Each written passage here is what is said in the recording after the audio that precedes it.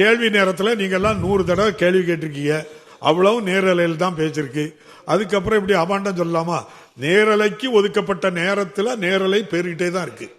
இல்லாத நேரங்கள்ல உங்களை காட்டணும் அப்படின்னா நாங்க காட்ட முடியாது. நான் என்ன காட்டணும்னு கேட்கலீங்க ஐயா. நேரலை எல்லாரும் பேசும்போது கொடுக்கறத எனக்கும் கொடுங்கன்னு தான் நியாயத்தை தான் கேட்கறேன். அது நீங்க கேள்வி நேரம் மட்டும்தான் நேரலை, அது நடந்துகிட்டு தான் இருக்கு. அதுல யாருக்கும் தடை இல்லாம இருக்கு. மாண்புமிகு பேரவைத் தலைவர் அவர்களே, இந்திய நாடு ஒரு சிறப்பான கடல் வளத்தை கொண்டிருக்கக்கூடிய நாடு. இங்கு நம்முடைய மாண்புமிகு முதலமைச்சர் அவர்கள் மீனவர்களுடைய நலனிற்காக எவ்வாறு மாநில அரசு பல்வேறு திட்டங்களை இங்கு செயல்படுத்த இருக்கிறது அல்லது ஏற்கனவே செயல்படுத்திக் கொண்டிருக்கிறது என்பதையெல்லாம் விரிவாக கூறியிருக்கிறார்.